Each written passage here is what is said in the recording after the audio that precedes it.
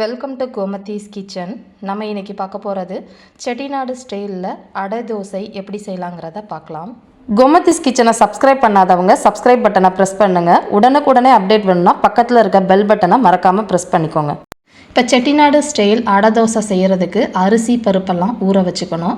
அதுக்கு பார்த்திங்கன்னா 1 கப் அளவுள்ள இட்லி அரிசி, 1/3 கப் அளவுக்கு துவரம் பருப்பு, 1 டீஸ்பூன் சோம்பு, இந்த சைஸில் 2 பட்டை, 2 கிராம்பு.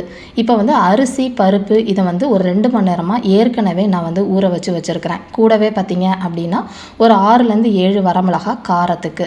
இப்போ இது எல்லாத்தையுமே மிக்சி ஜாரில் சோம்பு, பட்டை, கிராம்பு, மிளகாய் எல்லாத்தையுமே தண்ணி ஊற்றாமல் முதல்ல மிக்சி ஜாரில் போட்டுட்டு அதுக்கப்புறமா தண்ணி தெளித்து அரைச்சிக்கலாம்.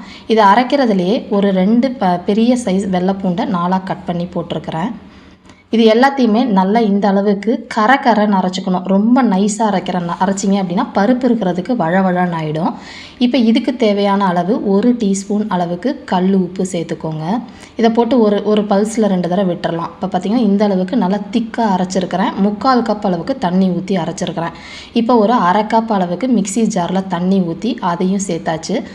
இந்த மாவோட பார்த்திங்க அப்படின்னா வெங்காயம் பொடியாக நறுக்கினது, நான் சின்ன வெங்காயம் சேர்த்துருக்கிறேன். நீங்கள் வெங்காயம் தேவையான அளவு சேர்த்துக்கோங்க. நல்லா 1 கைப்பிடி அளவுள்ள முருங்கைக்கீரை, இளம் முருங்கைக்கீரையாக சேர்த்துக்கோங்க. இல்லாத பட்சத்தில் நீங்கள் கொத்தமல்லி இலைகள் கூட சேர்த்துக்கலாம். கொஞ்சமாக துருவின தேங்காய் 2 டேபிள் ஸ்பூன் சேர்த்துக்கிட்டோம் அப்படின்னா ரொம்ப டேஸ்ட்டாக இருக்கும். இல்லை நீங்கள் பல்லாக கூட கீரி போட்டு சேர்த்துக்கலாம். இது எல்லாத்தையுமே நல்லா கலந்ததுக்கு அப்புறமா பார்த்தீங்க அப்படின்னா மாவோட கன்சிஸ்டன்சி உங்களுக்கு இந்த மாதிரி இருக்கணும். ரொம்ப தண்ணியாக இருக்கக்கூடாது. அப்போ அடையோட டெக்ஸ்சரும் டேஸ்ட்டும் அந்த அளவுக்கு நல்லா இருக்காது. இப்போ இந்த மாவை தோசைக்கல் நல்லா சூடானதுக்கு அப்புறமா தண்ணி தெளித்து கொஞ்சம் ஒன்றாக்குனதுக்கு அப்புறமா தோசை ஊற்றுங்க. இல்லாட்டி என்ன பண்ணுவோம் அப்படின்னா அடை வாக்குறப்ப உங்களுக்கு அப்படியே கரண்டியோடு இழுத்துக்கிட்டு வர ஆரம்பிச்சிடும் ரொம்ப சூடாக இருக்கிறப்ப. அதனால் ஒரு அடை ஊற்றுறப்பையும் இந்த மாதிரி ஊற்றிக்கோங்க.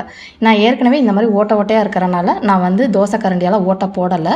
அப்படி இல்லை அப்படின்னா தோசை கரண்டியில் 2 கீறிட்டு எண்ணெய் கொஞ்சம் தாராளமாக தான் அடையை பொறுத்த வரைக்கும் ஊற்றணும். ஏன்னா பருப்பும் அரிசியும் நல்லா வேகணும். வெந்தால் தான் டேஸ்ட்டு நல்லாயிருக்கும். நல்லா ஒரு சைடு நல்லா செவந்ததுக்கு அப்புறமா தான் நம்ம அடுத்த சைடு திருப்பி போடணும். மிதமான தீயிலே வேக வச்சு எடுத்துக்கோங்க. இப்போ பார்த்திங்கன்னா ஒரு சைடு நல்லா இந்த மாதிரி வெந்துருச்சு. இந்த மாதிரி வெந்ததுக்கு அப்புறமா நம்ம அடுத்த சைடு திருப்பி போட்டுக்கலாம். அவ்வளோதான், நம்ம சூப்பரான செட்டிநாடு ஸ்டைல் அடை தோசை ரெடி ஆகிடுச்சு. இதோட ஒரு அவியல், தேங்காய் சட்னி இல்லைனா சர்க்கரையோடு வச்சு சாப்பிட்டாலுமே ரொம்ப சூப்பராக இருக்கும். செஞ்சு பார்த்துட்டு எப்படி இருக்குங்கிறதையும் கமெண்ட் பண்ணுங்கள். வீடியோ பிடிச்சிருந்தாலும் கமெண்ட் பண்ணுங்கள், லைக் பண்ணுங்கள், ஷேர் பண்ணுங்கள். மறக்காமல் சேனலை சப்ஸ்கிரைப் பண்ணி வச்சுக்கோங்க. தேங்க்ஸ் ஃபார் வாட்சிங்.